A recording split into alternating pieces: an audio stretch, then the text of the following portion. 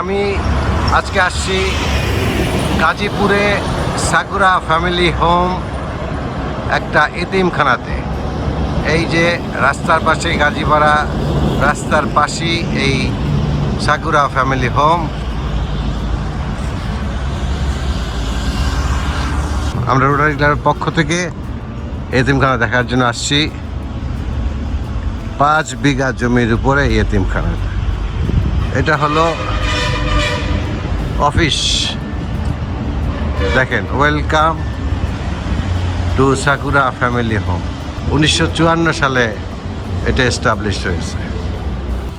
এখন বাচ্চা এবং একটু অল্প বয়সী এদের নিয়ে প্রায় 21 জনের মতো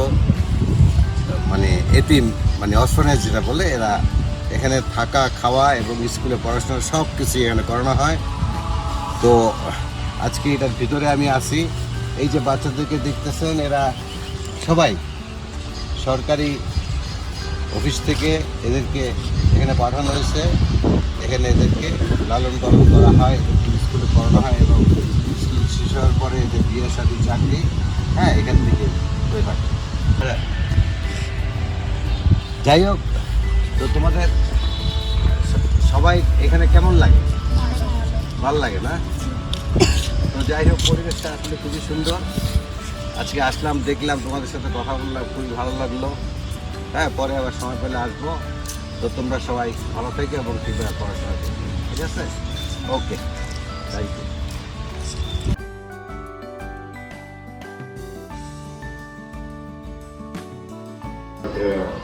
আমাদের সাথে জাপান অ্যাম্বাসির রিলেশনটা হলো আন্ডারপ্রিভিলেজ শিশুদের নিয়ে কাজ করে, নিয়ার অ্যাবাউট 500 শিশুরা রয়েছে।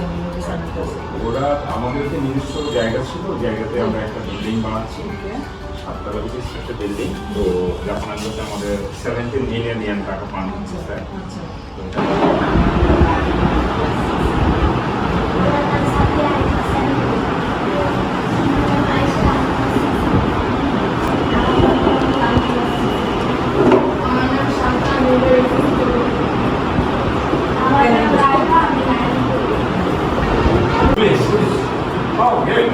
মেয়েদের কিন্তু অনেক অপরচুনিটি পুলিশে অবশ্যই হতে পারবো। তুমি যদি সত্যি তুমি চেষ্টা করো, মেয়েদেরকে এখন অনেক অনেক বেশি তোমাদেরকে দিচ্ছে পুলিশে। অবশ্যই তোমাদের যেতে পারবো।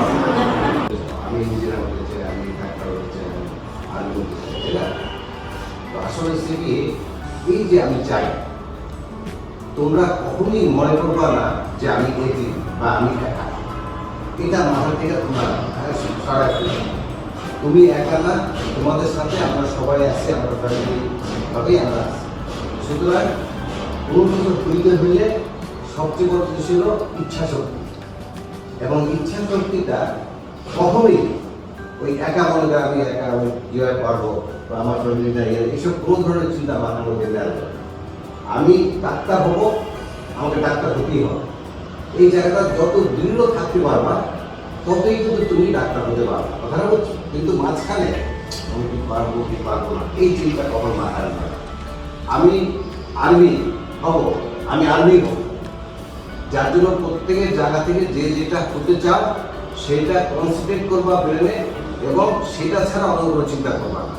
এবং তোমাদের সাথে এই যে পরিবেশকরা পড়বো, তারপরে আপা আছে, আমরা আছি, এই সবাই মিলে তোমরা যাতে যে যেটা চাও সেটা করার জন্য আমরা সহযোগিতা করবো। কিন্তু ইচ্ছাটা তোমার থাকতে হবে।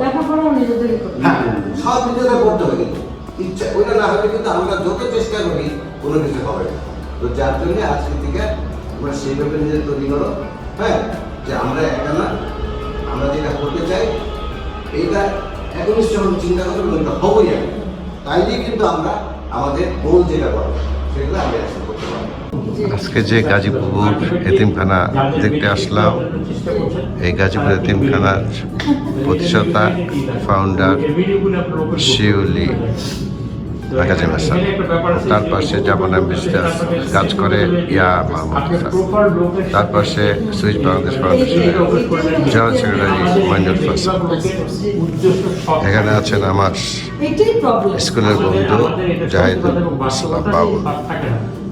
এখন এই এতিমখানার একটা ছোট্ট লাইব্রেরি আছে, সাকুরা লাইব্রেরি। এখানে খুব সিমসাম ছোট্ট মধ্যে একটা লাইব্রেরি আছে, অনেক বইপত্র আছে এখানে।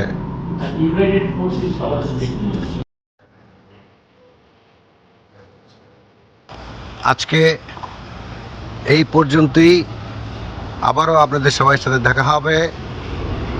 সকলকে আন্তরিক ধন্যবাদ জানিয়ে এখানে শেষ করছি। আল্লাহ হাফেজ।